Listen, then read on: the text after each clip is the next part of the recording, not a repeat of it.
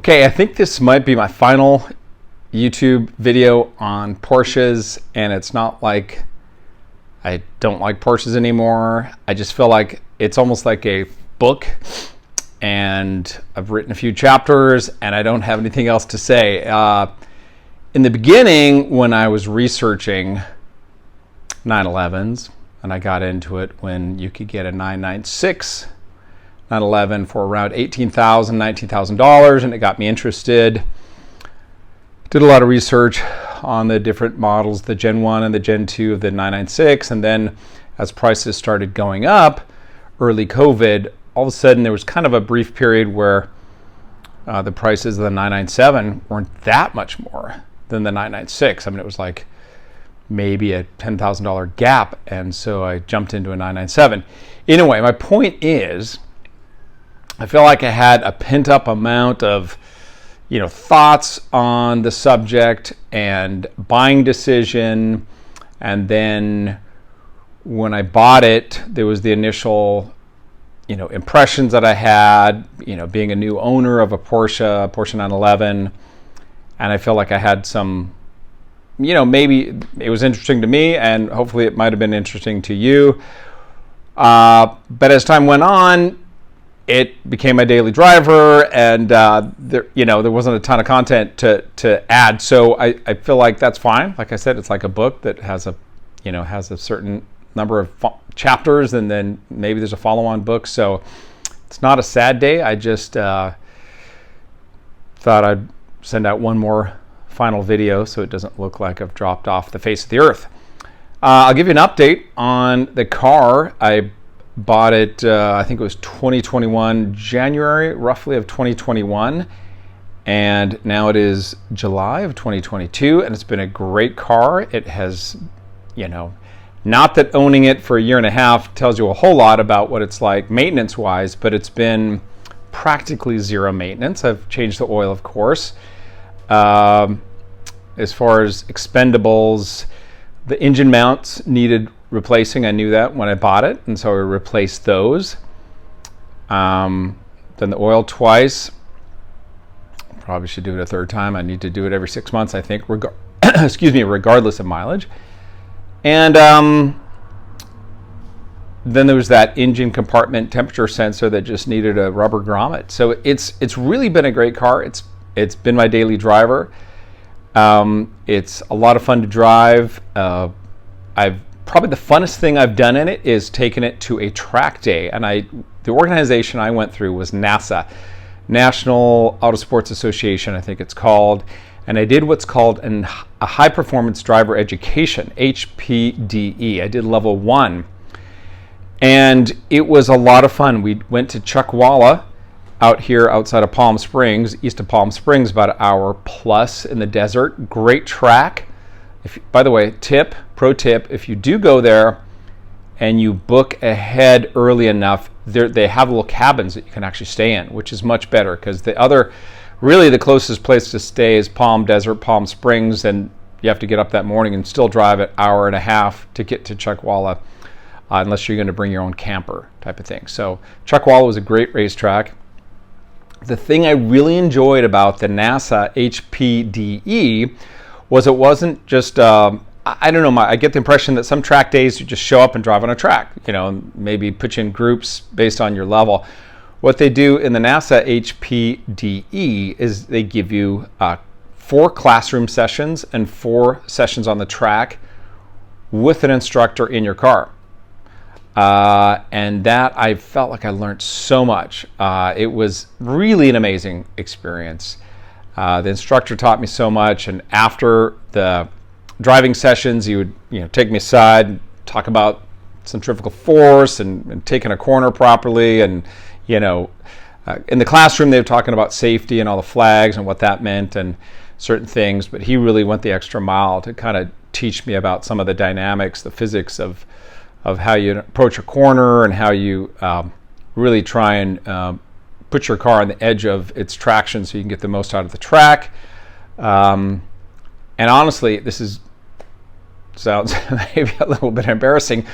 But the fourth session, he said, what do you think? And I literally started tearing up because I think there was a certain, first of all, there was a joy in learning to do something, well or better than I did. There was maybe a little bit of fear that I was going to crash my car. But I just was really overwhelmed at the end of that, the fourth session, at that amazing day. So that was an amazing track day. I would recommend that to anybody. If you've got experience, great. You don't need the instructor. But if you don't, like me, been driving your whole life since you were 16, but didn't really know anything about driving a race track like Chuck Wallace. So that was an amazing experience. I'd like to do that again.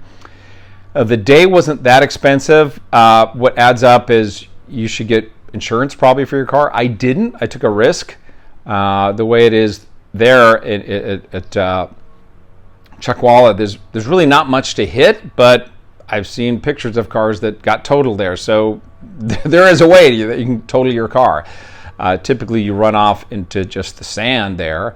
But even the difference between the track and the sand, there's enough to kind of mess up your suspension. So Hagerty, I think it's about $350 for the weekend for track day insurance. In hindsight, I would have done that. The other thing that I got caught up in is I realized a lot of people had these less expensive, like Miatas, MX-5s, Mazda MX-5s, or let's say a BMW E30, E36. And I got to thinking, well, maybe that's what I should do. Buy a cheap Miata, you're all in with even some race gear on it for $20,000, $25,000 instead of driving my Porsche.